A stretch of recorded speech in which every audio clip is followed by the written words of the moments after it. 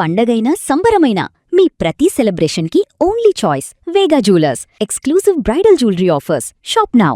ఒక 100 మంది ఉంటే కనీసం ఎన్ని కిలోలు ఇది వస్తుంది garbage? 20 kgs like that. So కనీసం ఒక 1000 మంది ఉంటే ఒక టన్ను చెత్త అయితే వస్తుంది. Yes, sir. అటు ప్లాస్టిక్ కానీ ఒక 1000 మంది ఉంటాయి. సో అలాంటిది 5000 మంది విద్యార్థులు ఉన్నప్పుడు ఎంత చెత్త వస్తుంది, ఎంత గ్రే వాటర్ వదులుతారు, ఎంత వాటర్ కన్జంప్షన్ ఉంటుంది. అలాగే ఇవన్నీ అంటే ఎందుకంటే నేనే చెప్తున్నాను, నేనే పర్సనల్గా ఓపెన్ ల్యాండ్ ట్యాక్స్ అర్బన్ ఏరియాలో ఉంది కాబట్టి నేనే 15 లక్షలు కట్టాను. అది ఒక మనం పంచాయతీలకు అప్లై చేయట్లేదని పక్కన పెడదాం, ప్రస్తుతానికి will talk about it later. నేను అనేది విద్యా సంస్థలు విద్యార్థుల నుంచి ఉచితంగా డబ్బులు సంపాదించట్లా, ఉచితంగా విద్య చెప్పట్లా, వాళ్ళు డబ్బులు తీసుకుంటున్నారు.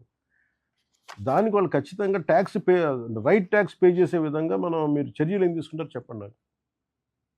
ఎందుకంటే ఇంకో ప్రాబ్లం ఏమొస్తుందంటే constantly honourable CM says income generate చేయాలి.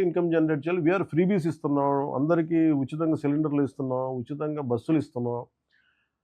అండ్ మన సకాలంలో సమస్య ఎక్కడ వస్తుందంటే సకాలంలో మనం ఉద్యోగస్తులకి డబ్బులు పే చేయలేకపోతున్నాం, శానిటేషన్ వర్కర్స్కి జీతాలు పే చేయలేకపోతున్నాం. దెర్ ఇస్ ఇన్కమ్ సమ్వేర్,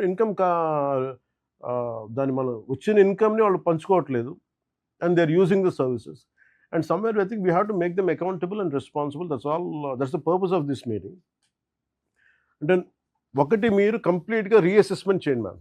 అందరికీ కూడా do a complete reassessment in panchayats about educational institutions.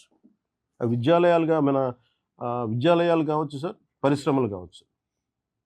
ముందస్తు చర్యలు మొదటి విడతగా అంటే ఎన్ని పరిశ్రమలు ఉన్నాయి ఒక పంచాయతీ పరిధిలో, పరిశ్రమలు పంచాయతీలు ఎన్ని పరిధులు పంచాయతీలు ఉన్నాయి, దానికి పర్ క్యాపిటా కన్సంప్షన్ మన రోడ్లు వేయటం దగ్గర నుంచి కానీ, మనం చెత్త సేకరణకు కానీ, వాళ్ళు వచ్చే వదిలే పొల్యూషన్ కానీ, మంచినీళ్ళు కానీ ఎంత ఖర్చు పెడుతున్నాం, తద్వారా మనకి ఎంత వస్తుంది. ఒక 10,000 రూపాయలు సంపాదించే ఒక ఉద్యోగి మీద కూడా భారం పెడుతున్నాం, కానీ ఒక 100 కోట్లు 10 కోట్లు 20 కోట్లు సంపాదించే వాళ్ళ మీద మనం అసలు సంబంధం లేకుండా ట్యాక్స్ వదిలేస్తున్నాం. I feel it is a gross injustice. Even if any political leaders are doing it also it's gross injustice. అది ఎన్డీఏలో ఉన్న కూటమి ఉన్న రాజకీయ నాయకులైనా కావచ్చు. అంటే ముందు మేము అకౌంటబిలిటీ ఫిక్స్ చేసుకోకుండా మేము ఎలా మాట్లాడతాం. అందుకని దానికి అంటే ఉదాహరణకి పంచాయతీలు ఈ మధ్య నేను రివ్యూ చేస్తున్నప్పుడు ఫిల్టర్ బెడ్స్ రిపేర్లకి డబ్బులు లేవని చెప్తాను. దానికి కనీసం అన్ని పంచాయతీలకి మనకున్న 13,326 పంచాయతీలకిను దానికి సంబంధిత గ్రామాలకు కావచ్చు, హ్యామ్లెట్స్కి వీ నీడ్ అరౌండ్ 88 crores, 88 కోట్ల రూపాయలు కావాలి మనం. అసలు వీళ్ళు వదిలేసే డబ్బు చూస్తే, ఒక్కొక్క చోట వదిలేసే డబ్బు చూస్తే, అది ఒక్క ఉదాహరణకి ఆంధ్ర పేపర్ మిల్సే 13 కోట్లు కట్టాలి. ఆ లెక్కల్లో చూస్తే ప్రాపర్ అసెస్మెంట్ చేస్తే కనీసం తక్కువలో తక్కువ అన్ని పరిశ్రమలు కనుక పే చేస్తే నాకు తెలుసు ఫిల్టర్ బెడ్స్ ఇష్యూ ఉండదు ఆ ఏరియా వరకు. వాళ్ళేమో డబ్బులు కట్టరు, మనమేమో అధికారులేమో రాజకీయ ఒత్తిళ్ళు కావచ్చు, లేదంటే ఇబ్బందులు కావచ్చు, భయాలు కావచ్చు, కానీ మనం వదిలేయటం వల్ల జనం సఫర్ అవుతున్నారు, పంచాయతీలు సఫర్ అవుతున్నాయి, చెడ్డ పేరు ప్రభుత్వానికి వస్తుంది. అందుకని ఒక్కసారి మీరు నాకు ఒక ప్లాన్ ఆఫ్ యాక్షన్ ఇవ్వండి సార్. మీరు కాంతిలాల్ దండే గారిని కూడా నా రిక్వెస్ట్ ఏంటంటే, మీరు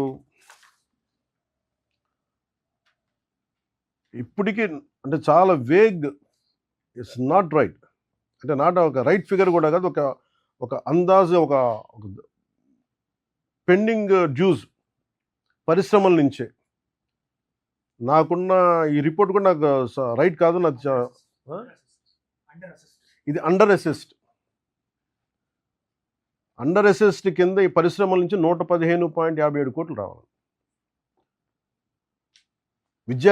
ఎడ్యుకేషనల్ ఇన్స్టిట్యూషన్స్ నుంచి ఇంక్లూడింగ్ ప్రైవేట్తో 45 కోట్లు రావాలి. All are under assessed.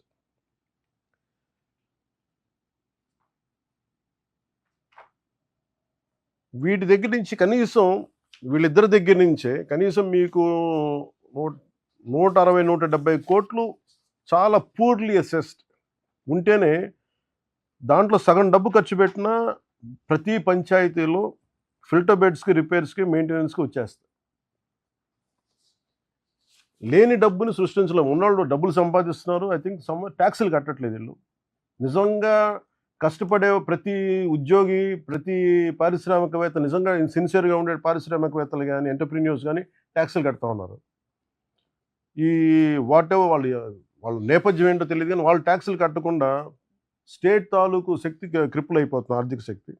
అందుకని సమ్వేర్ ప్లీజ్ అది ఆర్థికంగా మన రాజకీయ పరంగా మీకు ఏదైనా ఒత్తిళ్ళు ఉంటే అది మేము చూసుకుంటాం.